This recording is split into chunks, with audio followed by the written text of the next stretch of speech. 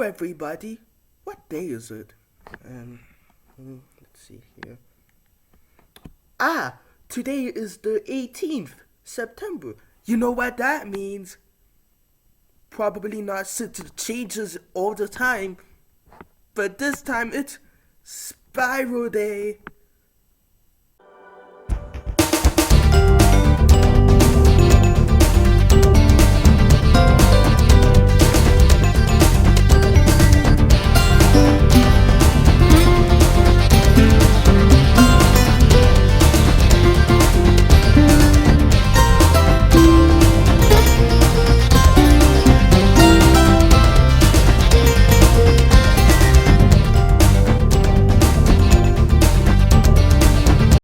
Today we're going to be looking at the game most people usually talk about after Enter the Dragonfly, A Hero's Tale. So this time the game was being developed by Eurocom. Now why does that name sound familiar? Well, it turns out they were the ones who made a lot of the licensed games in the 90s, like Family Feud, Earthworm Jim, the Game Boy and Game Gear version, Spot Goes to Hollywood, Ultimate Mortal Kombat 3, the GameCube version of Crash Bandicoot The Wrath of Cortex. I could have sworn they made another Crash game. Crash Bash! Oh yeah, that. At least this time they were rushed to a specific deadline, so I'm a little more optimistic. If you proceed to do nothing on the title screen, you get a trailer for the game you already bought. Why was this a common thing? Anyway, a red dragon is seen causing ruckus a typical day really, so Spyro has to stop him. The writing can actually be clever and honestly got a few laughs out of me. Hey there, Spyro. When I zap you with my wand like this, your current position in progress is saved. Also, you lose 1,000,000 brain cells. Wow, 1,000,000 brain cells? That seems excessively destructive. That seems kind of bad. Okay, it's cool. Yo, Spyro, did you know you can use the double jump to glide further? The game is open world, but how you make progress is linear. The controls are pretty great, although the head smack move was kind of finicky, though that might be because the X and Y were swapped. Why?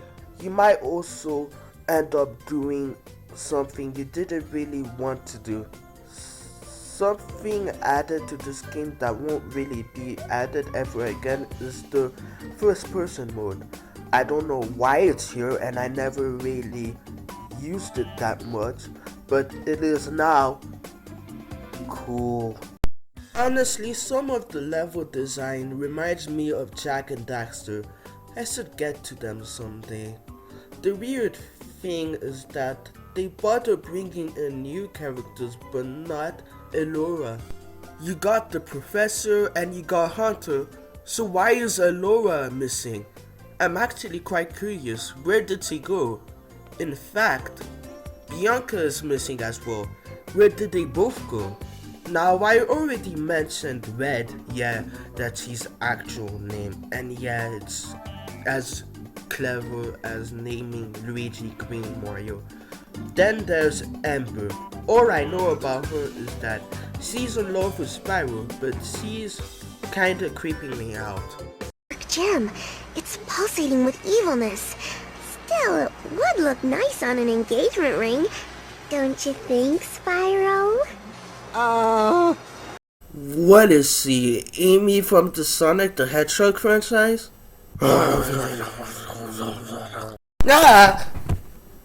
Also, did Spyro just sound like Marty McFly with a voice crack? Jesus Christ, Doc, you disintegrated Einstein! Then there's Flash, the literal definition of an OC do not steal. Both of them only appear once. What was the point if you're not even going to use them that much? Throughout the game, you can buy items from Moneybags shop Yeah, he's still pricey, but at least he doesn't bring the game down to a halt. Spyro isn't alone, however. He has friends. First off, Sergeant Bird. He's alright, but the map feels cramped, and he controls are a little off. Skirsk has you go on linear rail shooters. Again, these are fine. I do wish things didn't just randomly hit me. Ah, god damn it. Then there's the worst part. Blink. Not only is his name something you do with every day,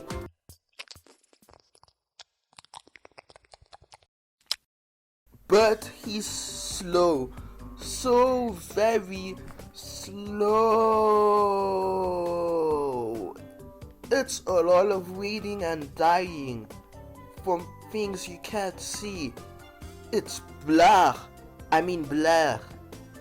On a more positive note, Hunter is playable for the first time. It's kinda like if you made Lara Croft a dumb tiger who can only use her bow and arrow as an attack, was tweaked to be platformer friendly, and changed gender. Wait, where was I going with this? He's kind of fun, but I feel like they could have done a little more experimentation. But as it is, it's alright. And at least with Hunter, I don't have to play this twice for a light gem, unlike the others.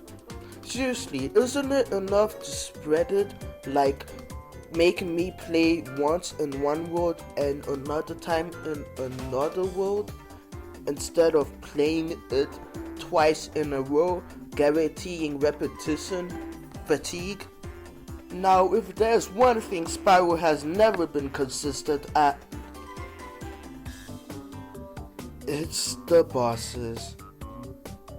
In this game, they aren't that great.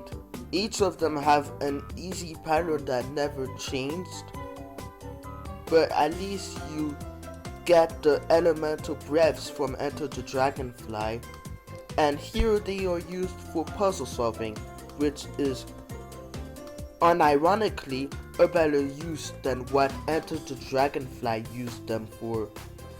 The one thing I forgot to mention is the graphics. Despite Spyro always looking like he's squinting, the character designs are great, the game is very colorful, and honestly, it's a great looking game that aged well visually. The other thing I forgot is music. Stuart Copeland didn't return, so Keith Larry took over. He's great. He doesn't provide toe-tapping catchy music, but they are still great. I recommend listening to the soundtrack. Other thing I forgot to mention is that they actually fully animated the cutscenes to match what the characters are saying, which is great. Though it can feel like Spyro is a little bit of a jerk sometimes. But that was Evil's Tale.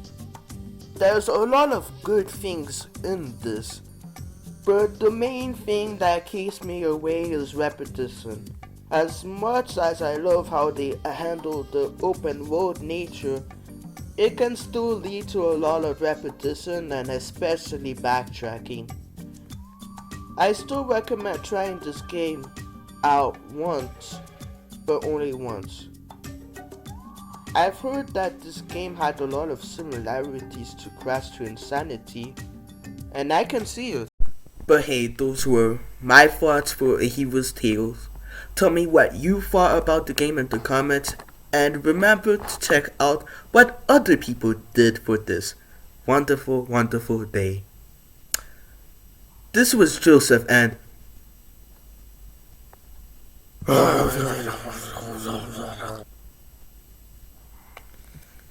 someone should get an exorcist for that thing.